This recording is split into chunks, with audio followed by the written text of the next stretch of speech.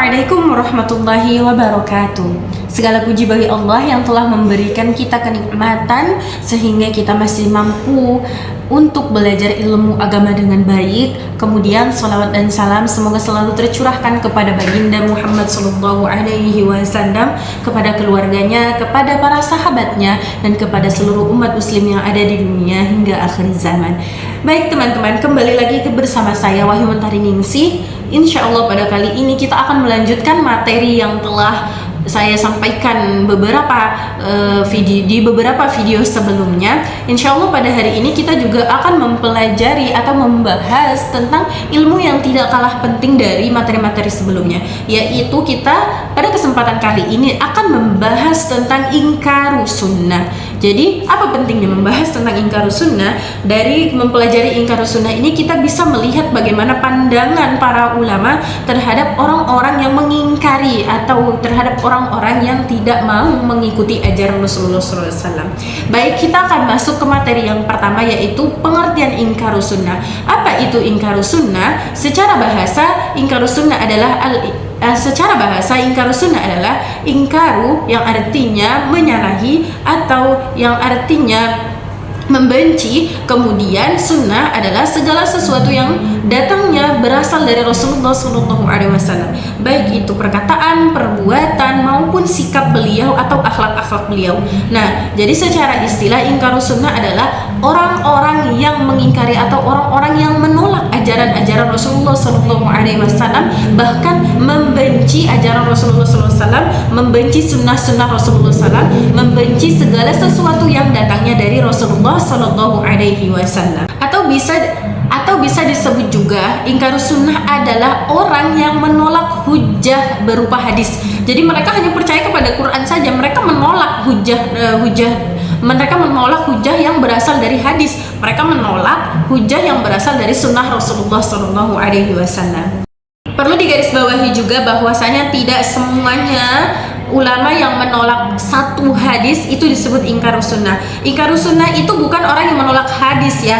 Jadi dalam penelitian hadis juga ada ulama yang menolak hadis, mungkin karena hadisnya dhaif atau karena hadisnya itu tidak memenuhi standar kesahihan hadis. Maka ulama menolak hadis tersebut. Nah, itu tidak disebut dengan ingkarus sunnah. Tapi ingkarus sunnah adalah orang yang menolak segala bentuk hadis untuk dijadikan sumber hukum. Jadi mereka hanya percaya ke Quran, mungkin mereka tidak mau mengambil hujah dari hadis tersebut. Sejarah munculnya ingkarus sunnah ini pada awal-awal keislaman sebenarnya sudah ada, tapi tidak sebesar atau tidak seluas sekarang.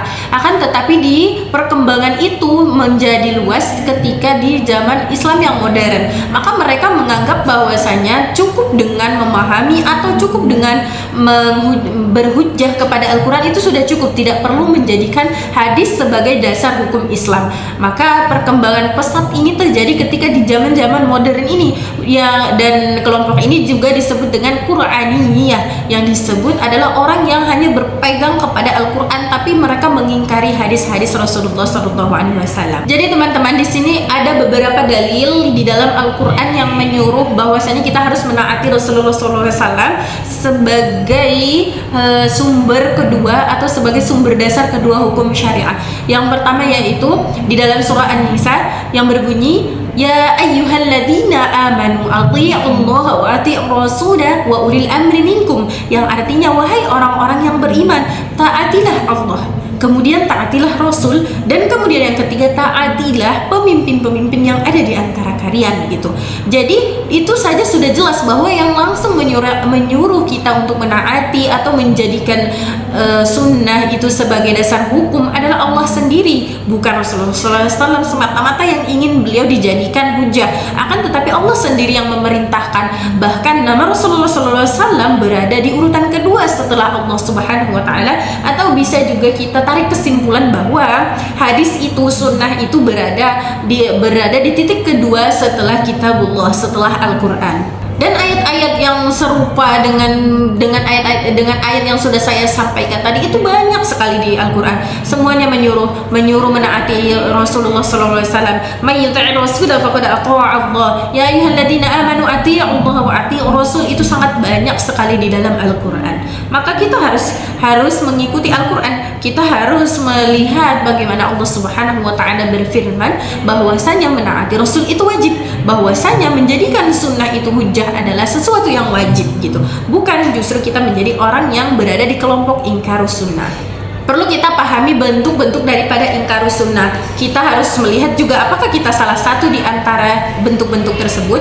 Yang pertama adalah orang yang dengan semata-mata menolak hadis dan hanya menganggap bahwasanya sumber hukum yang paling utama dan sumber yang bisa dijadikan sumber hukum itu hanya Al-Quran. Dia menolak dengan keras hadis, maka itu salah satu bentuk ingkarus sunnah.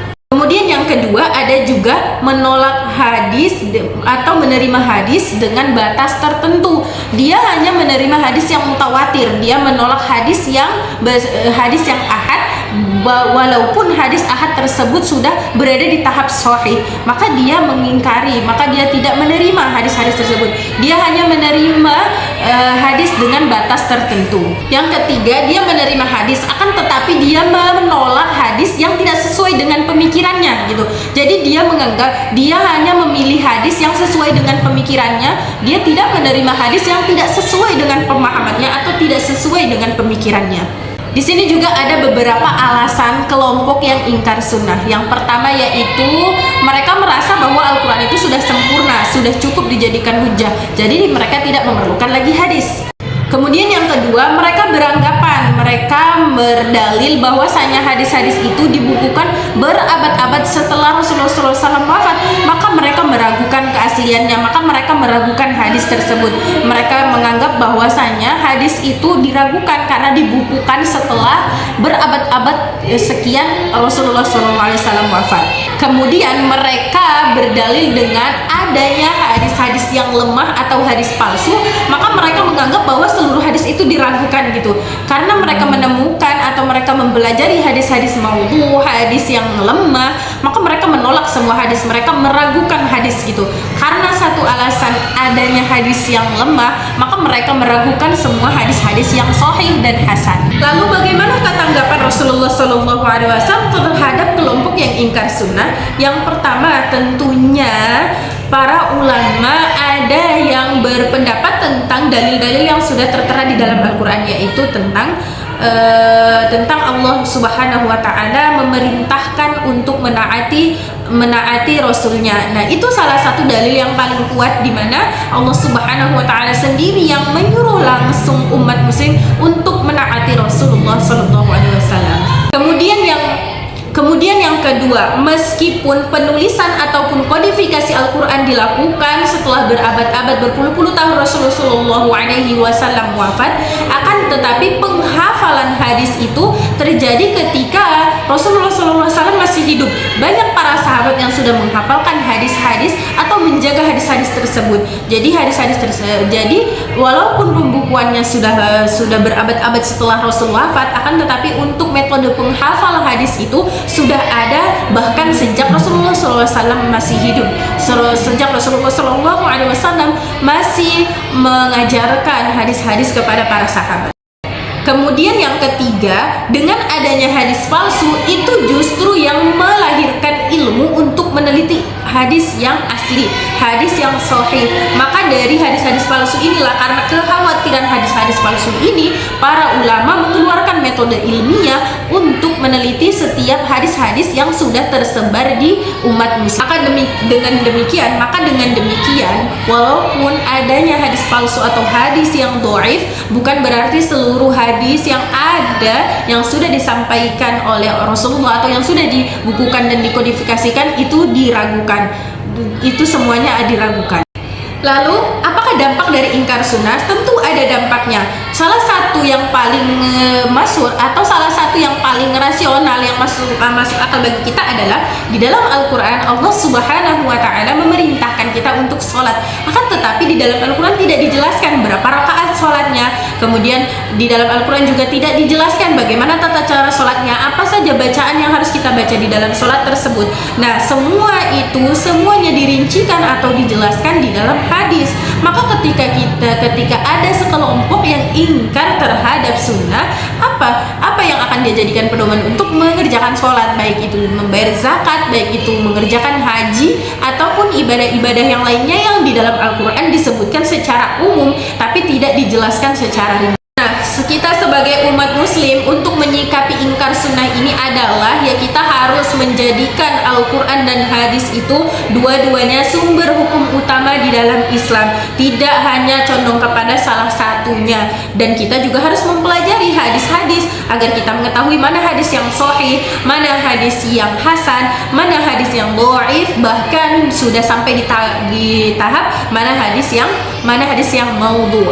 Jadi kita harus menaati dua-duanya, menaati Al-Quran dan juga menaati sunnah, bukan hanya condong kepada salah satunya. Kita juga harus teliti dalam belajar agar kita tidak hanya dalam mengamalkan sunnah Rasulullah SAW itu berdasarkan perspektif kita, berdasarkan dugaan, atau ketika kita mendengar suatu hadis yang itu menyuruh beribadah dan ibadahnya tidak masuk akal, kita langsung mengerjakannya tanpa kita meneliti dulu benar atau tidak.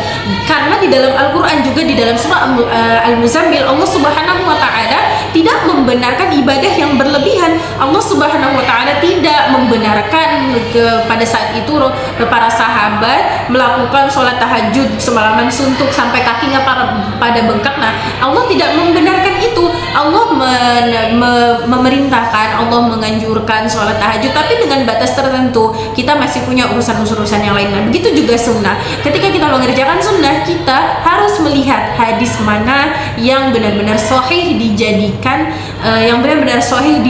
sebagai sumber untuk menggali pahala atau mengumpulkan pahala. Kesimpulan dari materi yang saya sampaikan bahwa saya ingkar sunnah itu merupakan sekelompok orang yang mengingkari sunnah Rasul atau mengingkari hadis Rasul, mengingkari semua yang bersumber, mengingkari bahwa sunnah itu adalah salah satu dari sumber hukum Islam. Pandangan ulama terhadap tersebut tentu menolak karena mereka mengetahui, mereka juga belajar bahwasanya Allah sendiri memerintahkan bahwa menaati Rasul itu adalah juga sudah menaati Allah Subhanahu wa Ta'ala.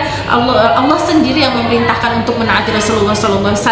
Maka dari itu ketika ada orang yang mengingkari yang ingkar sunnah, kita bisa memberikan paham gitu bahwasanya Allah sendiri yang menyuruh gitu. Nah, juga bisa sampaikan materi-materi yang sudah saya sampaikan tadi.